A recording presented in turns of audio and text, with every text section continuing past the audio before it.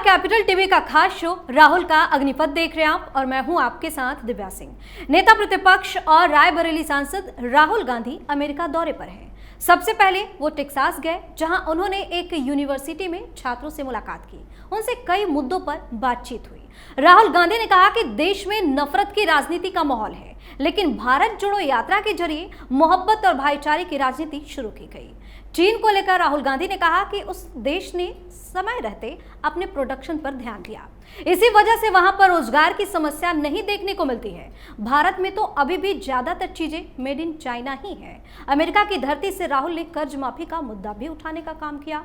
वहीं दूसरी तरफ हरियाणा विधानसभा चुनाव पार्टी के लिए बड़ी मुसीबत बनती जा रही है। टिकट बंटवारे पर कांग्रेस में घमासान मचा हुआ है। हजारों कार्यकर्ता कांग्रेस के टिकट बंटवारे से नाराज चल रहे हैं। लोकल के बदले बाहरी को टिकट देने का आरोप लगा रहे हैं। इसी से नाराज करीब 2000 कार्यकर्ताओं ने दिल्ली स्थित कांग्रेस मुख्यालय पर जमकर प्रदर्शन किया। आज इसी पर चर्चा करेंगे। मेरे साथ स्टूडियो में मौजूद हैं कैपिटल टीवी के executive editor Rajiv sir. Sir, आपका स्वागत है। धन्यवाद। एक तरफ तो राहुल गांधी अमेरिका दौरे पर गए हैं और देश के खिलाफ तरह तरह की बातें बोल रहे हैं, दूसरी तरफ अपनी पार्टी इधर टूटने की कगार पर है। देखिए, राहुल गांधी जहां भी जाएंगे वो नफरत पैदा करेंगे और कहेंगे कि हम मोहब्बत की दुकान लेकर चल रहे हैं।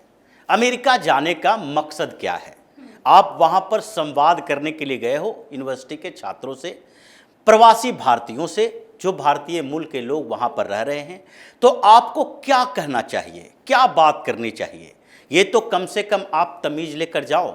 इन्हीं बातों को लेकर पिछले बार जब पूछा गया था डॉक्टर एस जयशंकर से, विदेश मंत्री से, तो उन्होंने सीधे तौर पर कहा था कि राहुल गांधी जब तक वापस नहीं आ जाते तब तक ये बात हम नहीं कर सकते। क्यों? क्योंकि राहुल गांधी अभी विदेश में हैं और वो भारत के खिलाफ बोल रहे हैं। लेकिन इनको समझना चाहिए कि अंतर्राष्ट्रीय मुद्दे क्या होते हैं और डोमेस्टिक पॉलिटिक्स क्या होती है। डोमेस्टिक पॉलिटिक्स को अंतर्राष्ट्रीय मंच पर ले जाओगे तो आप देश के गद्दार कहलाओगे। ये स्थितियां हैं राहुल गांधी के साथ। राहुल गांधी अमेरिका में गए हैं, उनको क्या बताना चाहिए? भारत की व्यवस्था के बारे में बताना चाहिए कि भारत कैसे धीरे धीरे पिछले 70-72 सालों में कैसे भारत धीरे धीरे बढ़ता हुआ इस स्तर पर पहुंचा है कि दुनिया भर में भारत की डिप्लोमेसी की चर्चा हो रही है, इसके विदेश नीति की चर्चा हो रही है। अमेरिका की भी औकात नहीं है कि वो भारत से नजर मिलाकर भारत को कोई आदेश दे सके। ये भारत की औकात बढ़ी है अंतर्राष्ट्रीय प्लेटफॉर्म पर।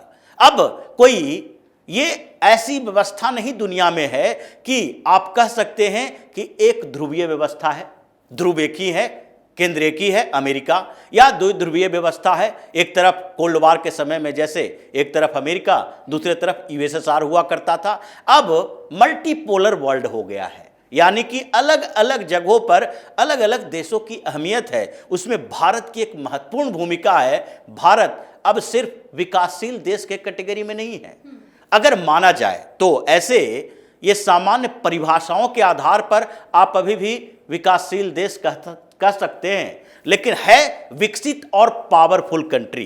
राहुल गांधी को देश की स्थितियों के बारे में क्या चर्चा करनी चाहिए?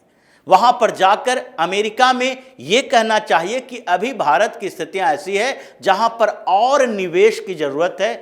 आप लोग भारतीय हैं, भारतीय मूल के हैं, आपको भारत की तरफ रुख करना चाहिए। पीएम मोदी यही बात करते हैं कि आपकी जड़ें भारत के अंदर है, तो आप कम से कम अपने देश की तरफ देखो कि वहां पर आपकी क्या आवश्यकता है और आप क्या कर सकते हो। वहां जाकर आपने क्या किया? भारतीय जनता पार्टी के खिलाफ बोलना, संघ के खिलाफ बोलना एक अलग बात है। भारत की स्थितियों के बारे में बोलने के लिए आपको कम से कम इतना ध्यान रखना चाहिए कि इससे देशहीन भावना से ग्रस्त न हो, देश की बुराई न करे, और वो भी कंपैरिजन करेंगे एक दुश्मन राष्ट्र से। जब बेरोजगारी की बात आती है, आप कहते हो बेरोजगारी के दौर से भारत गुजर रहा है। क्यों बेरोजगारी का दौर ऐसा आप जो दिखाने की कोशिश करते हो वो क्यों आया? उसके लिए तो सबसे पहले आपको अपनी तरफ देखना चाहिए, क्योंकि सबसे ज्यादा समय तक शासन तो आपके बाप दादाओं ने ही किया है। आपको कभी आंख बंद करके सवाल करना चाहिए कि भाई अपने पिता से, अपने दादी से, अपने नाना से, इन लोगों से सवाल करना चाहिए कि जिस स्थिति में भारत था उस स्थिति से यहां तक पहुंचने में ऐसा समय गुजर गया, तो चीन उसी समय 1947 यहां और 1949 चीन में जो क्रांति हुई, तो उन दोनों की तुलना करने के लिए आपको तो कम से कम यह बताना चाहिए कि कांग्रेस ने इतने समय में चीन को कमजोर करने के लिए, चीन से कंपीट करने के लिए क्या किया। आपके परिवार के लोगों ने, कांग्रेस पार्टी ने इकोनॉमिक पॉलिसी हमेशा चेंज की, राष्ट्रीयकरण भी किया। ये जो जवाहरलाल नेहरू थे उन्होंने समाजवादी बातें की, यूएसएसआर से भी प्रभावित रहे, और यहां पर दो तरह से काम किए गए, कैपिटलिस्ट सोसाइटी और फिर साथ में नेशनलिस्ट सोसाइटी। जो नेशनलाइजेशन का प्रोसेस हुआ, आपके जो दादी जी थी वो और हार्डकोर कम्युनिस्ट बनने की कोशिश में राष्ट्रीयकरण किया। फिर उसके बाद जब स्थितियां खराब हुई तो फिर बाद में कांग्रेस ने ही कहा कि नहीं, लिबरलाइजेशन आना चाहिए, जिसको आर्थिक सुधार के जनक बताते हो आप लोग। यही डॉक्टर मनमोहन सिंह आए वित्त मंत्री बन के, फिर प्रधानमंत्री आप लोगों ने बना दिया। तो आपने सारी कवायद कर ली, आप खुद में कंफ्यूज रहे शुरुआती दौर से कि हमको आर्थिक स्थितियों के बारे में कौन सी पॉलिसी बनानी चाहिए। एक कोई भी ऐसी पॉलिसी आपके पास नहीं रही जिसको लंबे समय तक चलाएं और दूरदृष्टा बन के रहें। आज यही बातें हो रही है। 10 सालों में कोई चमत्कारिक परिवर्तन इतने बड़े मुद्दे पर नहीं होती है। आप जो कह रहे हो कि चीन प्रोड्यूसर बन गया और भारत में मेड इन चाइना जो ब्रांड मिलते हैं, इसमें शायद राहुल गांधी को ओरिजिनल जानकारी नहीं है। आज मेड इन चाइना जो लिखा हुआ सामान मिलता है उसमें भी प्रोडक्शन भारत में होता है। ये भारत में भी जो प्रोडक्शन होता है, जो छोटे छोटे व्यापारी हैं उनको अभी भी लगने लगा है, अभी तक लगता है, क्योंकि वो कांग्रेसी सरकार से अब तक के दौर को देख चुके हैं कि अभी इतने समय के बाद भी मेक इन इंडिया जो प्रोग्राम पीएम मोदी ने चलाया और जिसकी बुराई करते रहते हैं ये विपक्ष के लोग, कांग्रेस, राहुल गांधी ज़्यादातर, कि मेड इन इंडिया से क्या हुआ, भारत में बनाने से क्या हुआ, ये ब्रांड नहीं बन पाया, तुम्हारे कारण ब्रांड नहीं बन पाया। और यहाँ के प्रोड्यूसर जो हैं ये सोचते हैं कि हम आज भी अगर इंडियन प्रोडक्ट लें और मेड इन इंडिया लिखें तो ऐसे में स्थितियाँ ये हो जाएगी कि हो सकता है कि लोग इतना विश्वास न कर पाए कि हिंदुस्तान में ही बना है, ये चांदनी चौक में बना है, ये नोएडा में बना है, तो ये हो सकता है कि इसमें क्वालिटी अच्छी नहीं होगी। क्यों? क्योंकि तुम लोगों ने भ्रम पैदा करके रखा है। तुम लोगों को सब मिलजुल कर ये स्थितियां देखनी चाहिए। खैर वो तो अपनी जगह पर है, लेकिन अगर चाइना से तुलना करते हो हिंदुस्तान का और कहते हो कि चाइना बेहतर प्रोड्यूसर बना है, रोजगार की संभावनाएं बढ़ाया है, तो इसमें भूमिका किसकी है? क्या अचानक से भारत प्रोड्यूसर बन जाता? आपने सबसे ज्यादा सर्विस सेक्टर को प्रमोट किया अपने समय में, इंफ्रास्ट्रक्चर का विकास नहीं किया, तो फिर सर्विस सेक्टर में भारत अच्छा रहा। जितने भी सॉफ्टवेयर इंजीनियर पूरे दुनिया में रहते हैं वो भारत से कहीं ना कहीं जुड़े हुए हैं और सॉफ्टवेयर कंपनियां भी भारत में बनी। लेकिन आप प्रोडक्शन के लेवल पर पिछड़े क्यों? क्योंकि आपने सबसे कम इन्वेस्टमेंट इंफ्रास्ट्रक्चर पर किया, भ्रष्टाचार के कारण। बिहार में उद्योग नहीं है, क्यों? क्योंकि सड़कें खराब थी। आज धीरे धीरे एक्सप्रेसवे, हाईवे बन रहे हैं तो उसके आसपास कुछ कंपनियां आ रही है। सबसे जरूरी चीज जो होती है इस बात के लिए वो होता है इंफ्रास्ट्रक्चर। चीन ने ऐसा किया था। चीन के इतिहास को पढ़िए।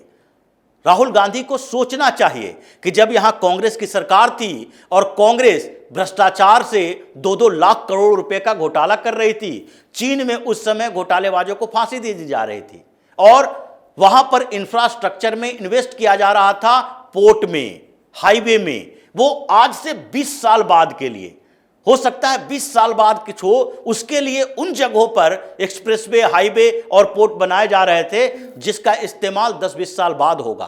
तुमने ऐसा नहीं किया, तो आज मोदी को ऐसा करना पड़ रहा है। आज $1 अरब खर्च करने पड़ रहे हैं इंफ्रास्ट्रक्चर के लिए, एयरपोर्ट बनाने के लिए, अलग अलग एक्सप्रेसवे, हाईवे के लिए। नितिन गडकरी से जाकर हिसाब मांग लो कि कितना पर डे, कितना किलोमीटर एक्सप्रेसवे, हाईवे बन रहा है।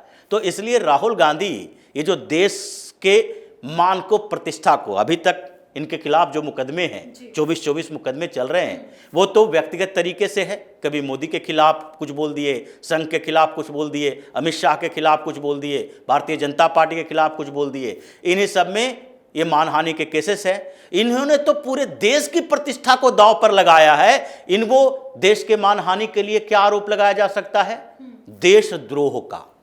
इनके खिलाफ तो देश से गद्दारी, देशद्रोह का आरोप लगाया जाना चाहिए, क्योंकि यह देश की प्रतिष्ठा के साथ खिलवाड़ कर रहा है अमेरिका जैसे देश में जाकर। जो अमेरिका अभी भारत से इसलिए चिढ़ा है क्योंकि भारत ने उसकी बात नहीं सुनी।